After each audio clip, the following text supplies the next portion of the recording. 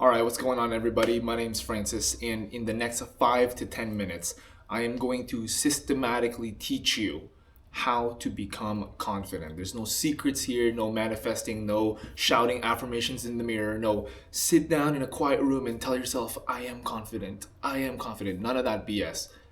I'm going to teach you systematically how confidence works so that you can instill this in your life, and I believe this is probably going to serve you. Now, this kind of framework, this is a quick prelude, this kind of framework of confidence is kind of second nature to me just because I've employed it for so long. It's more like a mental framework mindset more than a system. But I believe that it would serve you as well if you employ it in your life. So, how does it work? Confidence is not something you can just tell yourself or something that you can just feel by giving it to yourself or by convincing yourself that you're confident. Confidence is a byproduct of logic and evidence. All right, if there's one thing you can take away from the video, it's that phrase right there. Confidence is a byproduct of logic and evidence, meaning that everything in life that we do confidently, aka we don't even really think about it, like driving your car. Like I don't think about being confident driving my car, but I am. I'm not nervous. I'm not scared. I don't have any fear to drive my car because I know that I've driven 1,000,000,000 times before, and it's gonna be the same as before. I can drive. Now, confidence that we're talking about, and likely why you clicked on the video, is for things that are a little bit more scary, things that invoke this idea of like, I'm not confident doing this. And if you're not confident doing something, that's likely A, warranted and logical, and B, something you should be glad that you aren't, right? I guess those two kind of tie into the same idea. The reason why you're probably not confident in whatever it is that you're doing is that you haven't put the reps in, right? If you're scared to start a new career, or you're not confident in starting a new career, you're not confident in going on your first date after not being on a date for the last 3 years, that's good. You don't want to be confident in the situations because in reality, you probably don't actually know what the hell you're doing. So you don't want to be delusional. If you're confident without putting in the reps and not having the evidence, you aren't confident. You're actually delusional, which is bad. You don't want to be delusional. Well, then, how are we ever going to be confident in doing anything, or how am I going to want to do anything if I'm not confident in it? Because you can't start something new and be confident in it. So what's the answer here? Well, you have to be courageous and brave, right? Courageous and brave meaning action in the absence of previous experience and with the presence of fear. Meaning I'm scared to do it, I've never done it before, or I haven't done it enough that I'm confident, but I'm gonna do it anyway. Now, this channel and me myself as a person am very work and success and finance focused. So let's put this in a context of buying your first piece of real estate. I'll tell you a story. Back in 2022, I bought my first real estate property. I have 3 of them now, but I bought my first property at the height of the bad interest rates. I got it like 7-something%.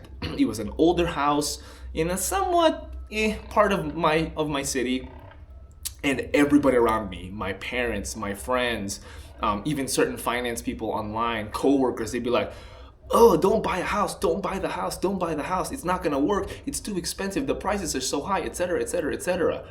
And it shook me, right? It definitely shook me, but I did my research and I know that real estate will be good. It was a long-term investment. It's not like I was looking for gains in the next year or two. I just wanted to make it a rental and I wanted it to be successful, and I knew that real estate was going to appreciate in the long term, etc., etc., as to why, real estate is good. So I knew it was the right choice for me at the time.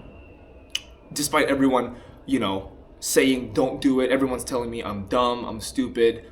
And I've never done it before. I've never bought real estate. It was a big chunk of money down payment to do it. And if there's ever problems that arise, I've never handled a house before. I don't know how to sign up for a mortgage. I don't know how to get home insurance. I don't know how to do repairs in a house because I'm not handy. I don't know who to call if the water heater broke.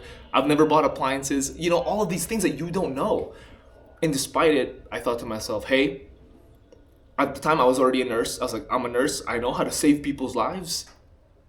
A lot of people have bought houses, and a lot of people have been successful in real estate, and I am willing to put in more work than everybody else should something arise.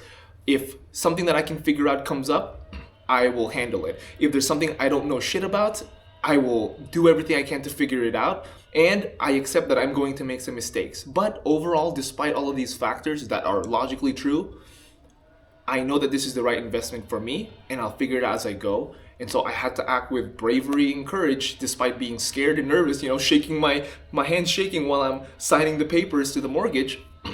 And I did it. And 2-3 years later, that house has appreciated $100,000.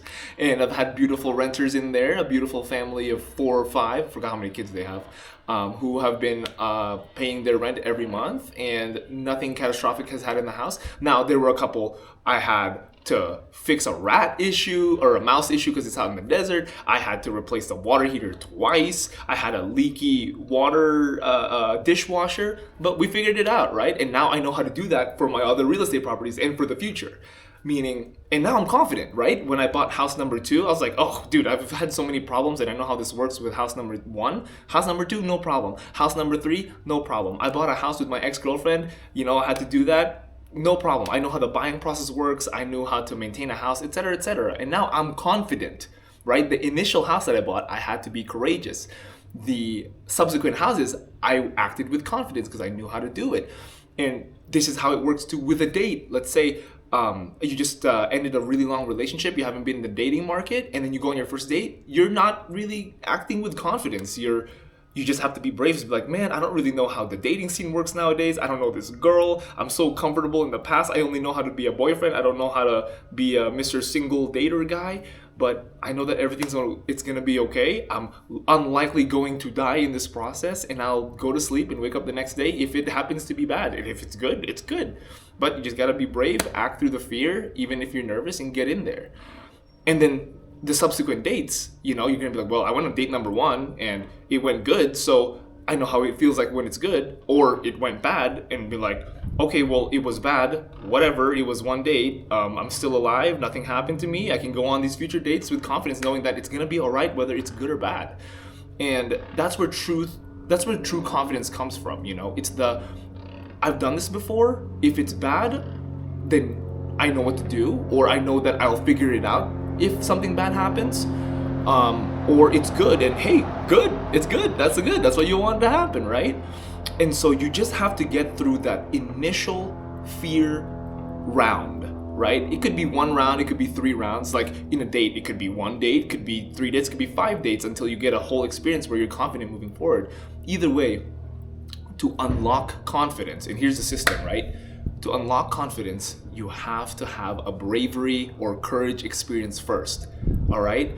To unlock confidence, you must be courageous first. Act with courage, act despite fear, act despite anxiety, and you will unlock courage afterwards, or confidence afterwards. You unlock confidence. All right, guys?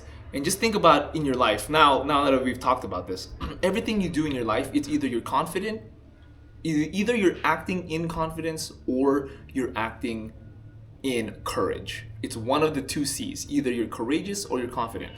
You're opening your garage and cooking some eggs. You're not scared. I mean, for some of you, it's a confidence thing. I'm confident. I cook eggs every day, and so this is just another, I know I'm gonna cook it right, I'm not gonna burn the house down. But for some people who have never cooked before, like a kid or like a bachelor who's never turned on the stove, they have to act with confidence, or they have to act with courage when they cook eggs, because they're like, oh shit, like how do I turn on the fire? Oh, what if I burn the eggs? I don't have any extra eggs. Like this is not a joke, right? So every single thing that you do in your life, contextualize it in the frame of either I'm acting in courage or I'm acting in confidence.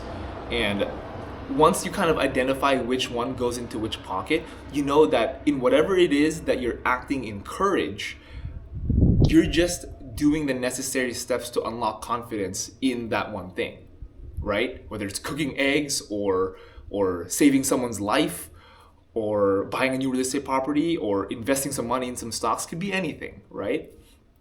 And so This matters in the grand scheme of things because, as you can see, it applies to everything. Whether it be starting a new relationship, getting back into the dating scene, investing in stocks, starting a new job, hell, even going back to school to get another degree, could be anything. Starting a new hobby. Like let's say you want to play guitar in front of an audience. Either you're acting in confidence because, hey, I've performed in a bunch of gigs and in front of other people. I don't care. I'll play whatever, right? You don't even think about it. Oh, this will be exciting. Or you're acting encouraged to be like, shit, no one's ever heard me play guitar before. Like, I'm so nervous. What if I mess up? Blah blah blah blah.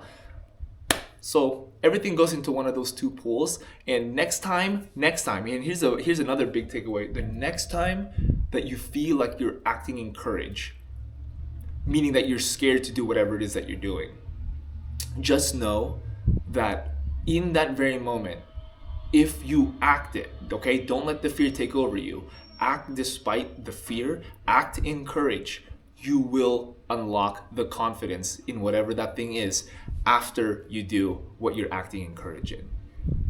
It's the key to unlock confidence. Confidence is systematic. Confidence is a product of logic and evidence. Give yourself the evidence that you can do it or that you can figure it out if something bad happens, and you will be confident in everything you put your mind to. All right, guys, thanks for watching the video. Like and subscribe if you want. I just upload whenever I feel like I have something to say. So, all right, catch you guys. Be confident, be brave, be courageous. Let's get it.